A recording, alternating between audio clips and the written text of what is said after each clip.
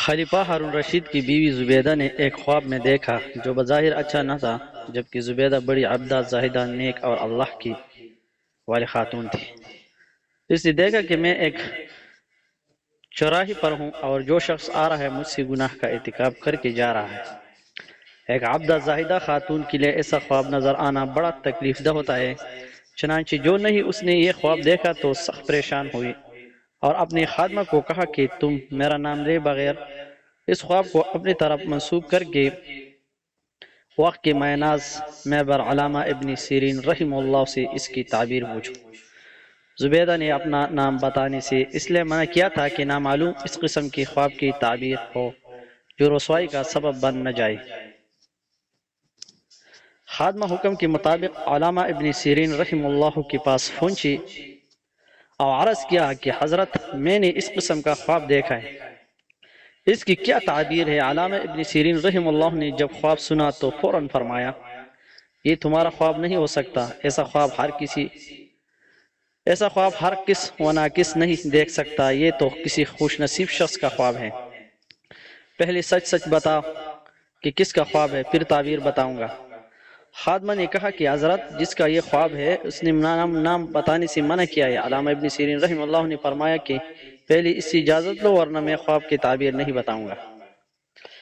خادمہ کی زبیدہ کے پاس واپس آیا اور پوری بات نقل کی کہ ابن سیرین رحمہ اللہ فرماتے ہیں کہ پہلے جس کا خواب ہے اس کا نام بتاؤ، پھر تعبیر بتاؤں گا۔ زبیدہ نے خادمہ سے کہا، اچھا جا کر میرا نام بتا دو کہ زبیدہ نے یہ خواب دیکھا ہے۔ خادمہ نے دوبارہ علامہ ابن سیرین رحمہ اللہ کے پاس پہنچے اور عرض کیا کہ یہ خواب زبیدہ نے دیکھا ہے۔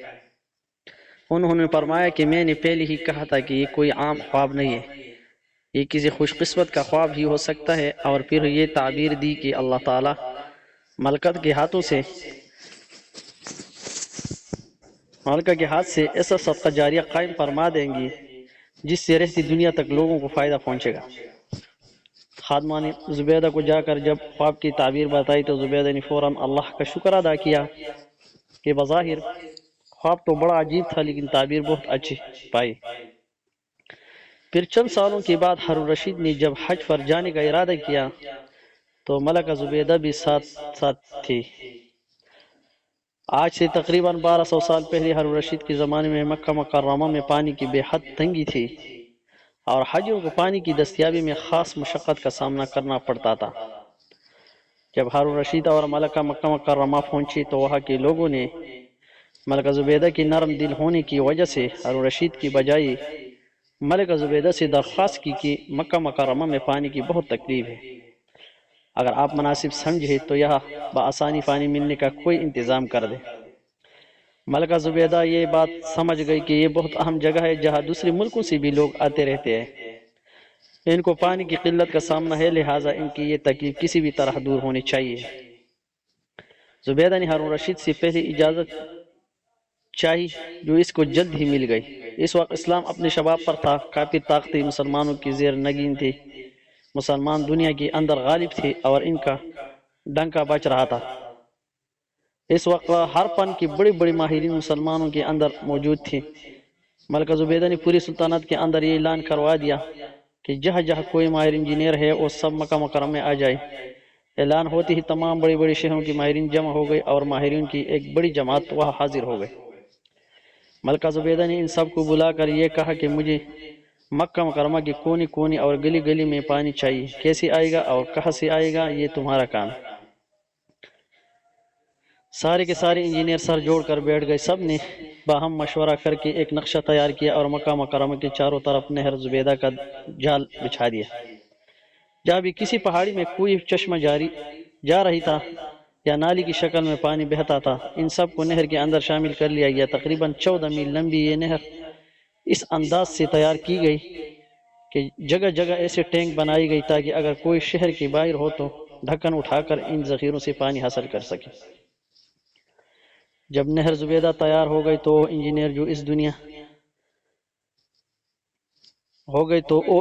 جو اس پوری منصوبے کا ذمہ دار تھا، اس نے حساب و کتاب کی فائل تیار کر کے بغداد حاضری دی اور ملکہ زبیدہ کے محل میں پہنچا۔ ملکہ زبیدہ اس وقت دریائے دجلہ کے کنارے تفریح کر رہی تھی اس نے اطلاع دی کہ مکہ مکرمہ سے نہر زبیدہ کا حساب لے کر انجینئر حاضر ہوا ہے۔ زبیدہ نے اسی وقت انجینئر کو طلب کر لیا۔ اس نے فائل پیش کیا اور عرض کیا کہ ملکہ صاحبہ، یہ نہر زبیدہ کی منصوبے کی تکمیل کی حساب و کتاب کی فائل ہے۔ آپ نے جو حکم دیا تھا وہ میں نے پورا کر دیا۔ مکہ مکرمہ کی گلی گلی اور کوچے کوچے میں پانی کا وافر انتظام کر دیا گیا ہے۔ اب مکہ مکرمہ کے رہنے والوں اور حج و عمرہ کے لیے آنے والوں کو انشاءاللہ کسی قسم کی پانی کی تکلیف نہیں ہوگی۔ یہ حساب آپ کے سامنے ہے اور حساب لے لیجئے اور مجھے اجازت دیجئے۔ زبیدہ نے وہ فائل لی، اس پر دستخط کی اور اس کو درمیان میں جا کر کہ دریا دجلہ میں ڈال دیا اور وہ مشہور جملہ کہا جو تاریخ میں آج بھی محفوظ ہے۔ بولے، ہم نے آخرت کی حساب کے لیے اس کا حساب چھوڑ دیا اور کہا کہ اگر ہماری طرف کوئی حساب نکلتا ہے تو لے لو، اور اگر ہمارا تمہاری طرف کچھ نکلتا ہے تو تم ہم نے معاف کیا ہے۔